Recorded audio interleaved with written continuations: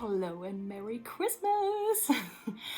Thank you for stopping by again. So I have so much footage. As I said in my previous podcast episode, I'm going to make a lot of videos out of it.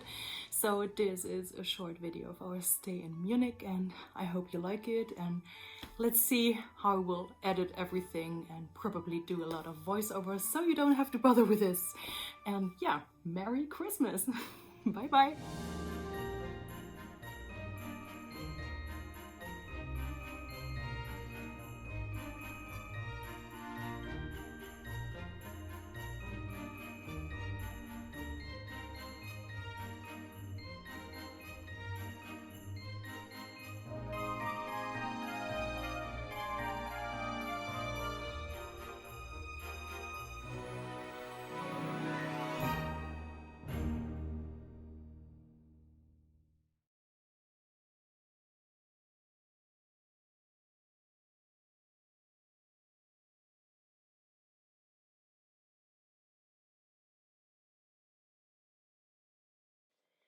The German Museum, which was founded in 1903, is one of the most important museums on technology worldwide. It has about 50,000 square meters and about 18,000 pieces to check out. And there are always changing exhibitions and telling you everything about the most current technical inventions and advances. There are a lot of exhibitions and shows that demonstrate how things work, and especially for children that is really great because they can try out almost everything. So we checked out every floor that was possible to view, and there are topics about aerodynamics and about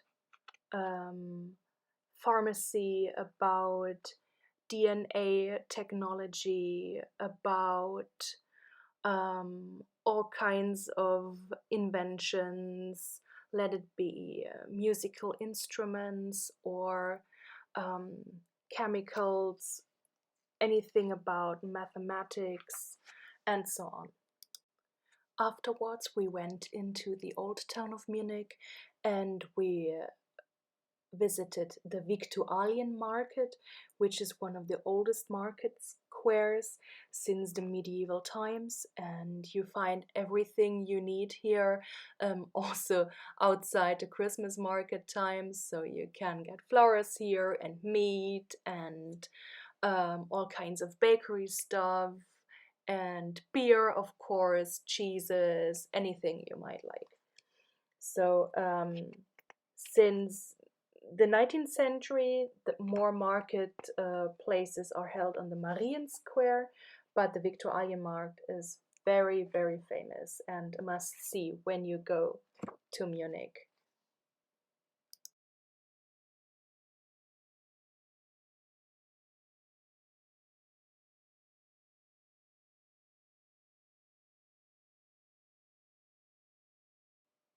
Going from Viktualienmarkt to Marien Square, you get into the real center of Munich, where you see the new town hall that was built at the end of the 19th century.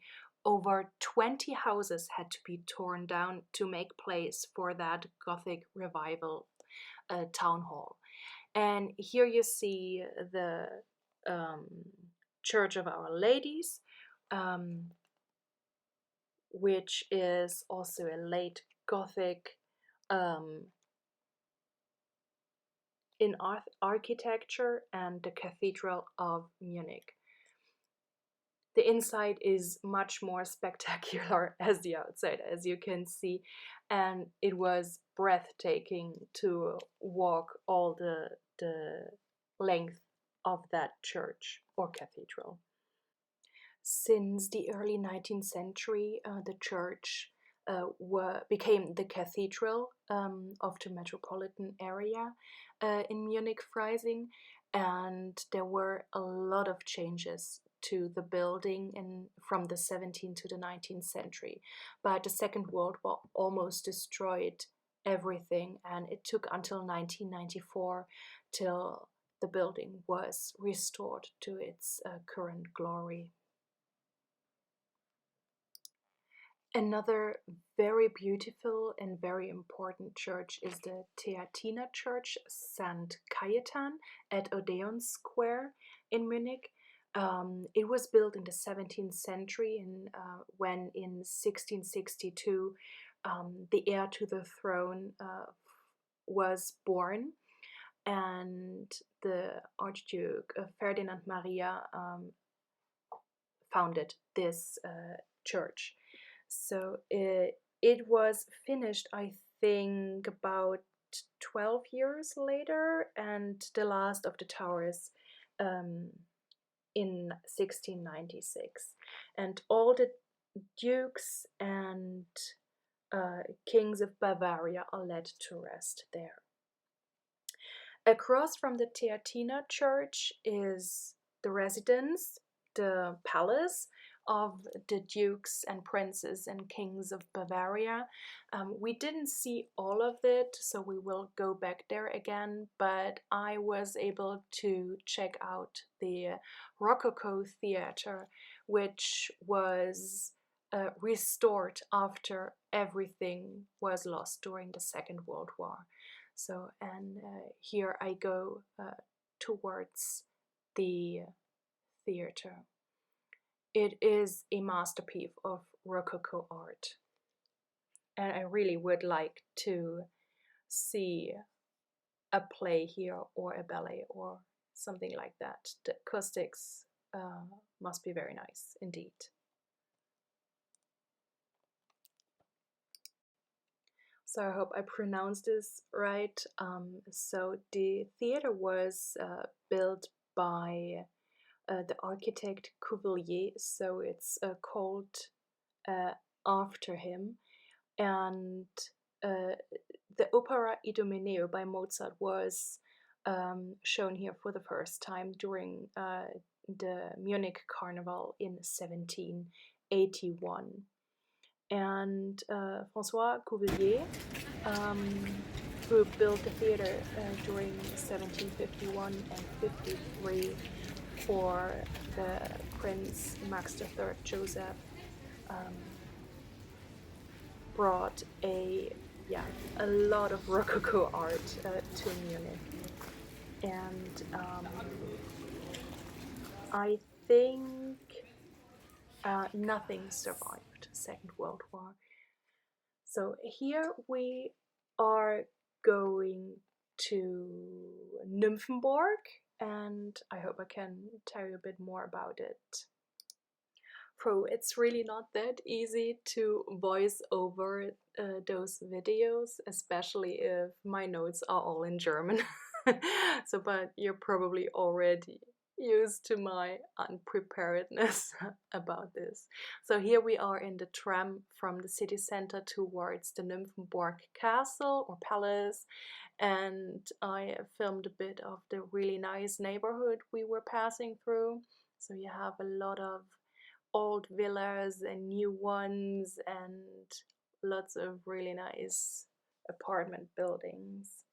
So the Palace Nymphenburg has been built in the 17th century and has been added to and changed throughout all the following centuries by all the princes and then the kings of Bavaria. It was founded after Prince Ferdinand Maria finally became a dad because his wife had trouble conceiving an heir. So, and here we are on the front roundabout of the palace. So it's a huge place, and not everything was possible to visit. Several rooms were under construction or in restoration, and but we were able to see the most important parts of the main building, which is in Italian style and has been the summer residence of the princes and kings of Bavaria. So there are a lot of details I'm definitely forgetting, or just maybe mix up with other castles, because there are a lot of palaces in and around Munich, and we sadly weren't able to visit them all. So here we are in the central pavilion of the palace, which has stunning stucco features and so much gilded stucco. There was my son.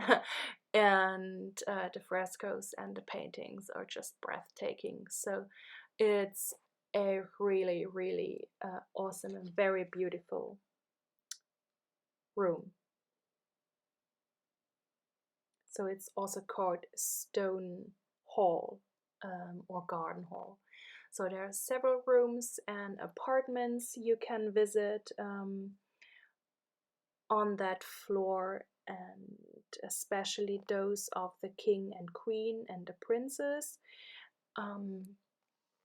Everything is really amazingly explained, and the audio guides are a recommendation. So this is part of the first gallery of beauties that has been done in the 17th and 18th century by the princes of Bavaria, and but probably more known is the Gallery of Beauties by King Louis I of Bavaria. We are walking through in just a bit. So let's say that was their first Pinterest or Instagram or something. So these were the Queen's apartments. Not everything was possible to see. So these are the original pieces of King Louis I's Gallery of Beauty. So I've had a book about all these women since I was a teenager, and this was the first time I saw this gallery in real life. So I know almost every one of those ladies, and I've read all their biographies, and it's really amazing because you have, for instance, Sophie, who was the mother of Franz Josef, and then you have a lot of princesses and duchesses, but you have also commoners, like normal ladies, like the hunter's wife, for example. So, and they are commemorated in that amazing gallery. So sadly, I seem to have lost the rest of my footage. So thank you for watching, and see you next time. Bye!